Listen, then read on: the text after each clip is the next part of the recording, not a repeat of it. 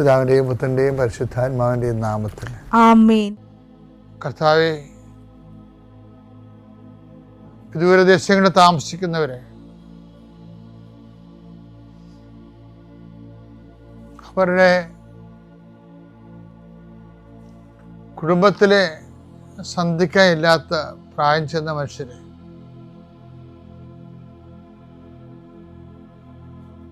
അവരുടെ ന്യായമായ ദുഃഖങ്ങളെ സംബന്ധിച്ച് പ്രാർത്ഥിക്കുന്നു. ഈ ദിവസങ്ങളിൽ അങ്ങനെ കുറേ വിഷയങ്ങളെ കണ്ടു. ജീവിക്കാൻ വേണ്ടി അവർക്ക് പോകാതിരിക്കാനും പറ്റത്തില്ല. പോയതിൻ്റെ പേരിൽ കൂടപ്പിറപ്പുകളും കുഞ്ഞുങ്ങളും ഒക്കെ വേദനിക്കുകയും ചെയ്യണം.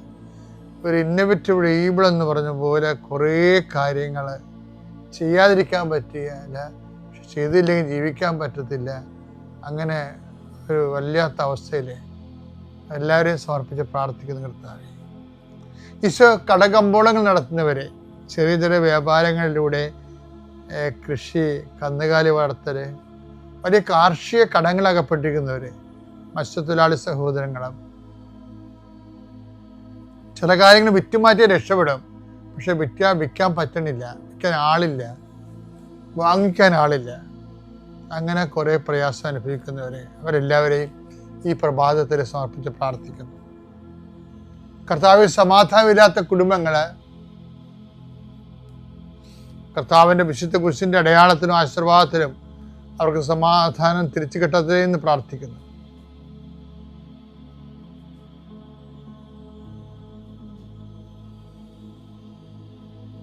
എൻ്റെ കർത്താവിൻ്റെ ഉന്നതമായ നാമത്തിൽ കുരിശിൻ്റെ അടയാളം നിങ്ങളെ ആശീർവദിക്കുന്നു. ഭൂമി തരം മാറ്റാൻ ആഗ്രഹിക്കുന്നവരെ, ചെയ്ത് കിട്ടാത്തതിൻ്റെ പേരിൽ വീടോ ലോണോ ഒന്നും ചെയ്യാൻ പറ്റാത്തവർ, ലോൺ ലഭിക്കാത്തവർ,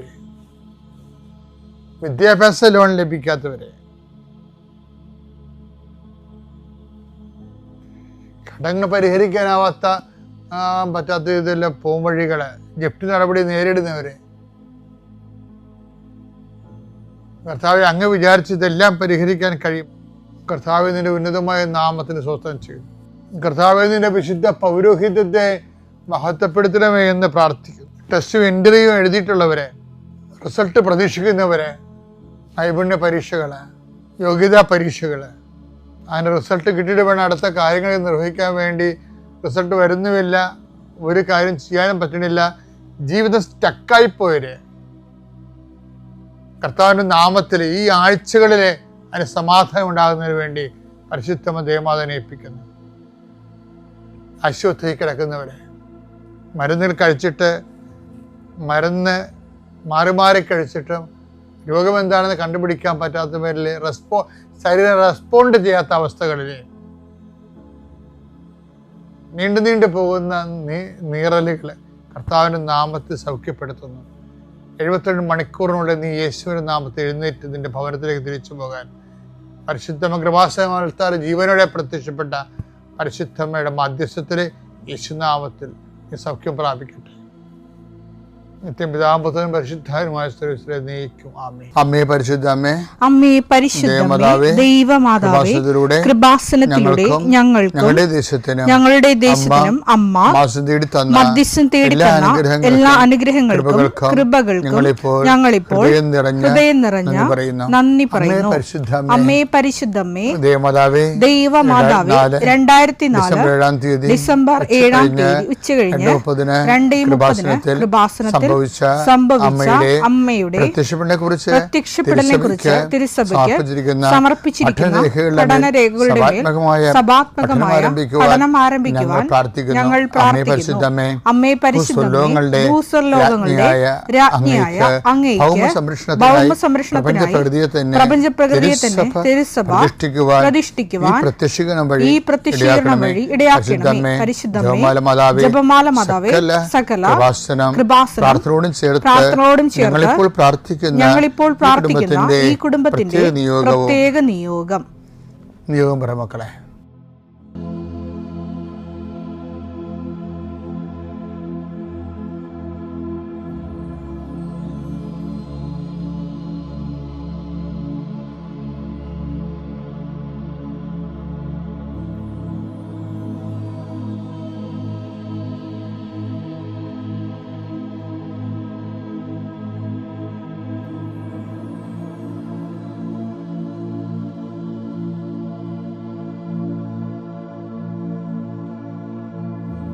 അമ്മയുടെ പ്രത്യക്ഷീകരണത്തിന്റെ ഈ അനുഗ്രഹവേളയിൽ ഞങ്ങൾക്ക് സാധിച്ചു തരുവാൻ കനിയണമേ.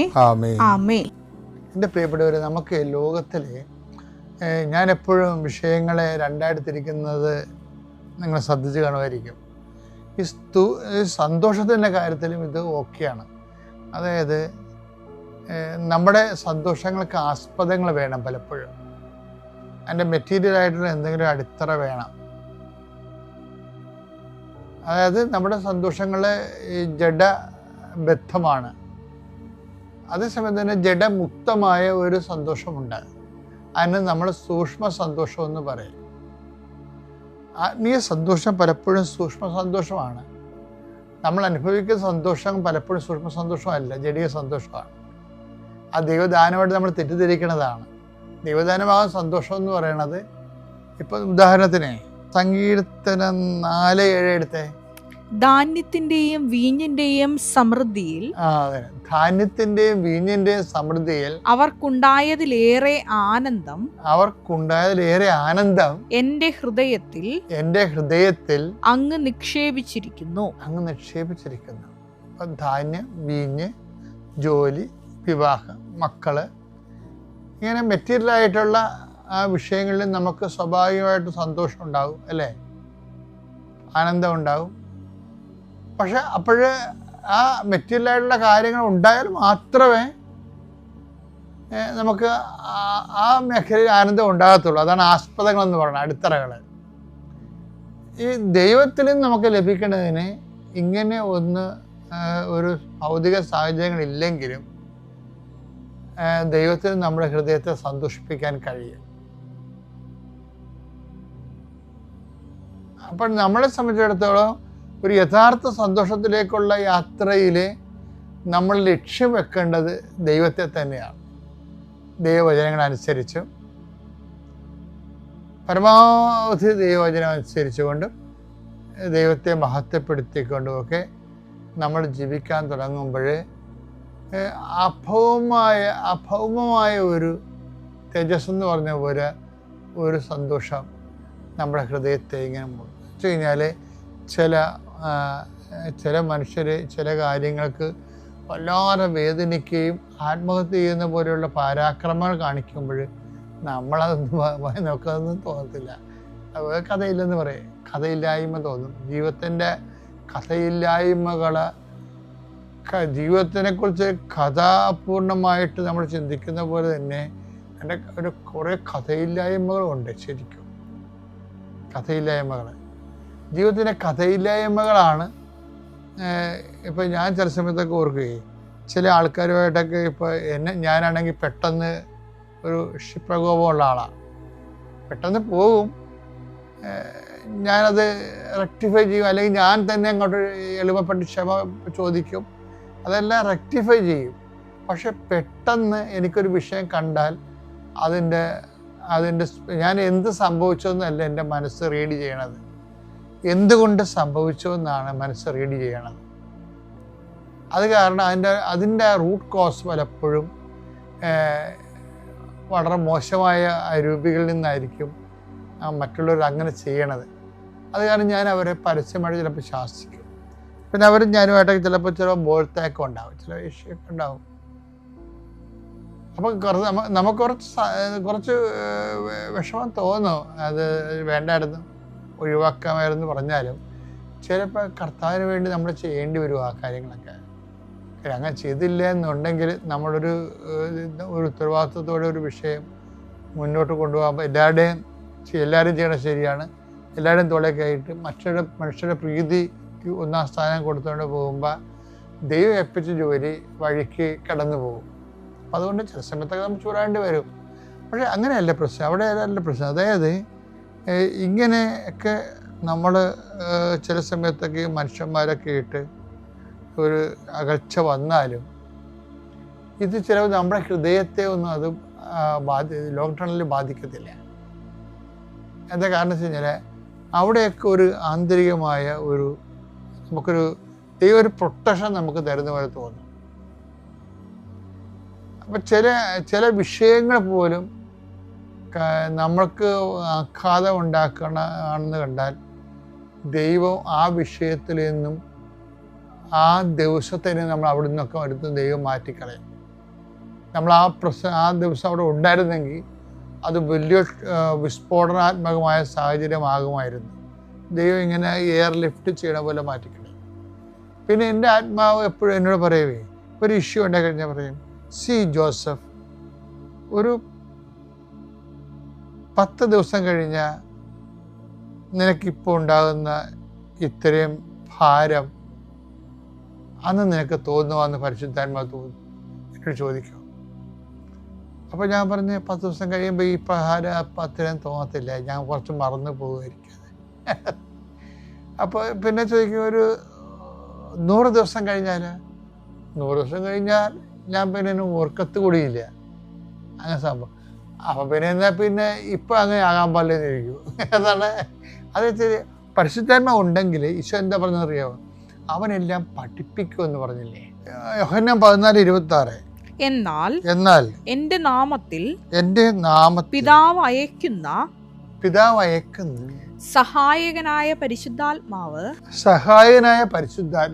എല്ലാ കാര്യങ്ങളും നിങ്ങളെ പഠിപ്പിക്കുകയും നിങ്ങൾ പഠിപ്പിക്കുകയും ഞാൻ നിങ്ങളോട് പറഞ്ഞിട്ടുള്ളതെല്ലാം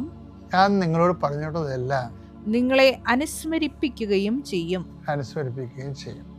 ഈ പരിശുദ്ധാത്മാവിൻ്റെ ഏറ്റവും വലിയ വരദാനങ്ങളൊന്ന് പഠിപ്പിക്കലാണ്. അത് വചനം മാത്രമല്ല, ജീവിതത്തെക്കുറിച്ചും. നമുക്കിപ്പോൾ ഞാൻ നിങ്ങളോട് പറഞ്ഞില്ലേ, ഇപ്പം നിങ്ങളൊരു വീട്ടുകാരുമായിട്ട് വഴക്കാണെന്ന് വിചാരിച്ചോ, 30 കൊല്ലം കഴിയുമ്പോൾ ഈ വഴക്ക് അതേപടി നിലനിൽക്കുമോ നിങ്ങൾ ചോദിക്കണം. 30 കൊല്ലം കഴിയുമ്പോൾ നീ ഉണ്ടാകത്തില്ല, ചിലപ്പോൾ ആ വഴക്കടിക്കുന്ന ആ വ്യക്തി ഉണ്ടാകത്തില്ല. അപ്പോൾ പല വിഷയങ്ങളും പലപ്പോഴും ഇങ്ങനെ ആപേക്ഷികമാണ്, ശാശ്വതമല്ല. അപ്പം ശാശ്വതമല്ലാത്തതും നാളെ അതാ ഈശോ പറഞ്ഞത്, ഇന്ന് കാണുന്നതും നാളെ തീരെറിയപ്പെടുന്നതുമായ പുല്ലിനെ പോലും എന്ന് പറഞ്ഞില്ലേ. പക്ഷെ അതിൻ്റെ അതിൻ്റെ ക്ഷണികതയേക്കാൾ എന്നെ ബാധിച്ചതൊന്നുമല്ല. ലൂക്കാ 12:28. ഇന്നുള്ളതും നാളെ തീയിൽ എറിയപ്പെടുന്നതുമായ വയലിലെ പുല്ലിനെ ദൈവം ഇത്രമാത്രം അണിയിക്കുന്നെങ്കിൽ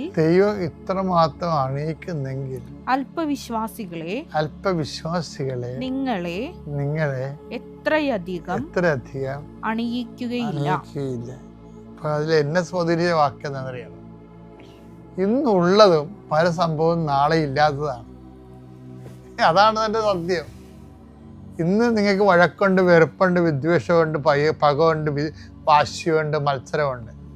ഇപ്പം ഈ വിഷയങ്ങൾ എന്താണ്, നാളെ ഇല്ല. അതാ വിഷയം. ഇന്നില്ലാത്തത് ഇന്നുള്ളതും നാളെ ഇല്ലാത്തതിൻ്റെ ഈശോ അതിനിട്ട പേരെന്താണ്, പുല്ല്. ബ്രീഡിയാ.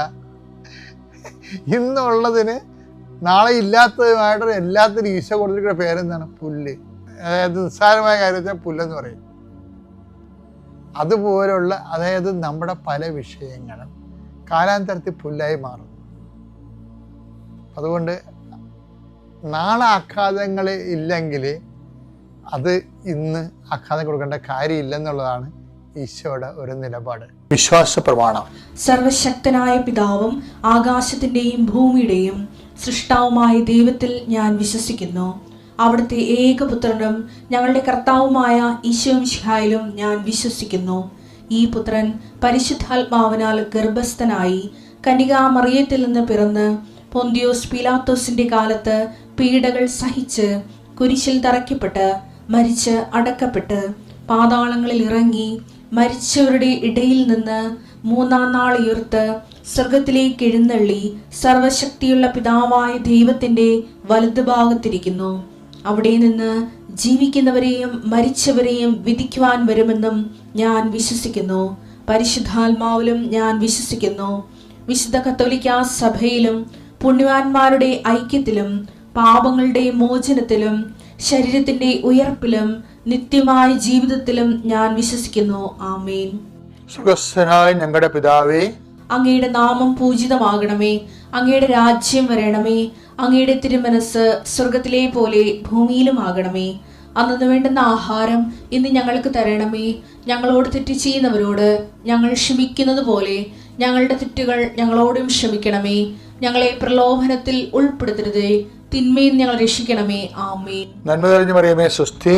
കർത്താവ് അങ്ങയുടെ കൂടെ സ്ത്രീകളിൽ അങ്ങ് അനുഗ്രഹിക്കപ്പെട്ടവളാകുന്നു. അങ്ങയുടെ ഉദരത്തിൻ ഫലമായി ഈശോ അനുഗ്രഹിക്കപ്പെട്ടവനാകുന്നു. പരിശുദ്ധ മറിയമേ, തമ്പുരാന്റെ അമ്മേ, പാപികളായ ഞങ്ങൾക്ക് വേണ്ടി ഇപ്പോഴും ഞങ്ങളുടെ മരണസമയത്തും തമ്പുരാനോട് അപേക്ഷിക്കണമേ. ആമേൻ. അതുകൊണ്ട് എനിക്ക് വെളിയിൽ എവിടെയെങ്കിലും ഒരു അവസരം തരണമേ എന്ന് ഞാൻ മാതാവിനോട് പ്രാർത്ഥിച്ചു. അങ്ങനെ എനിക്ക് സൗദി പോകാനൊരു അവസരം കിട്ടി. അപ്പം അവർ പറഞ്ഞു സൗദിയിൽ പോകണം, പക്ഷേ എക്സാം ഇപ്പം എഴുതണ്ട, അവിടെ ചെന്നിട്ട് എഴുതിയാൽ മതി എന്ന് പറഞ്ഞു. അപ്പം ഞാൻ പറഞ്ഞു ഓക്കെ, അവിടെ ചെന്ന് പക്ഷേ 3 മാസത്തിനുള്ളിൽ എഴുതണമെന്ന് പറഞ്ഞു. ഞാൻ പറഞ്ഞു ഓക്കെ, അല്ലെങ്കിൽ അവർ തിരിച്ചു വിടുമെന്ന് പറഞ്ഞു. അങ്ങനെ ഞാൻ സൗദിയിൽ പോയി കഴിഞ്ഞു. ഞാൻ അവിടെ ജോലിക്ക് പ്രവേശിച്ചു. അവിടെ എനിക്ക് ബൈബിളൊന്നും അന്ന് ബൈബിൾ കൊണ്ടുപോകരുത്, ജപമാല കൊണ്ടുപോകരുതെന്നൊക്കെ പറഞ്ഞുകൊണ്ട് അന്ന് എനിക്ക് അതൊന്നും കൊണ്ടുപോകാൻ സാധിച്ചില്ല. പക്ഷെ ഞാൻ മൊബൈലിൽ എൻ്റെ ആപ്പ് ഞാൻ ബൈബിളിൻ്റെ ഡൗൺലോഡ് ചെയ്തിട്ടുണ്ടായിരുന്നു. അങ്ങനെയാണ് ഞാൻ ബൈബിൾ വായിച്ചുകൊണ്ടിരുന്നത്. അത് കഴിഞ്ഞ് ഞാൻ പോയി. അപ്പം പെട്ടെന്ന് തന്നെ എനിക്ക് ഡേറ്റ് വന്നു. കാരണം അപ്പം ഞാൻ പ്രിപ്പറേഷനൊന്നും അല്ലായിരുന്നു, അധികം വലിയതായിട്ട് പഠിക്കാനുള്ള ഇല്ലെങ്കിലും ആവറേജ് ഒരു സ്റ്റുഡൻ്റ് ആയിരുന്നു ഞാൻ.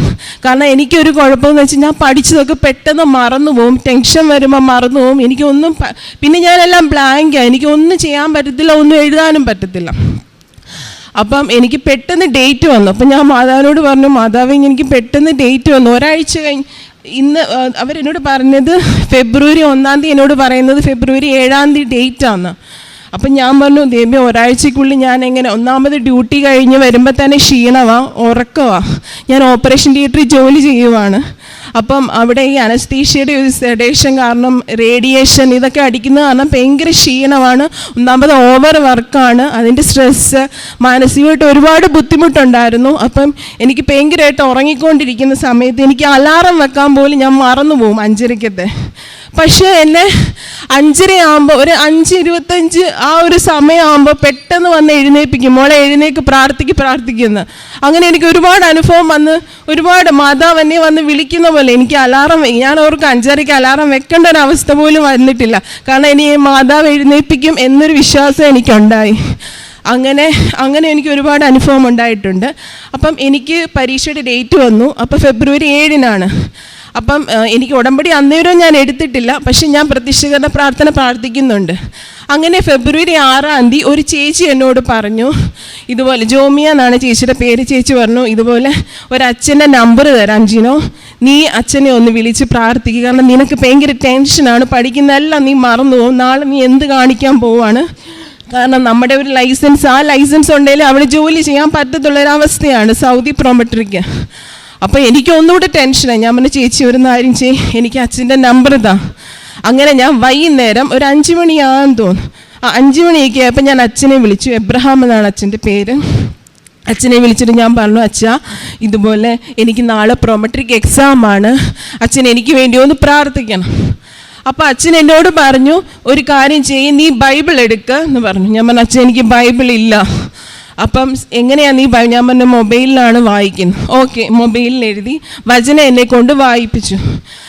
തന്നെ അച്ഛനെല്ലാം പ്രാർത്ഥിച്ചെല്ലാം കഴിഞ്ഞപ്പം അച്ഛൻ എന്നോട് പറഞ്ഞു, കാരണം അച്ഛനെ എനിക്ക് അറിയത്തില്ല, അച്ഛൻ്റെ പേര് മാത്രം, ചേച്ചി എനിക്കിങ്ങനെ നമ്പർ എന്നാണ് അറിയുന്നത്, ഇതുപോലെ അച്ഛൻ്റെ പേര് എബ്രഹാം എന്നാണ്, നീ ഒരു കാര്യം ചെയ്യ്, വിളിക്ക്, ഞങ്ങളുടെ ഇവിടെ ഒരു അച്ഛനാണ്, ഞാൻ അച്ഛനോട് വിളിച്ച് പറഞ്ഞേക്കാം ഇങ്ങനെ ഒരു കൊച്ചി വിളിക്കുന്നുണ്ട്, അത് ഒരു പ്രാർത്ഥന ആവശ്യമാണെന്ന് പറഞ്ഞു.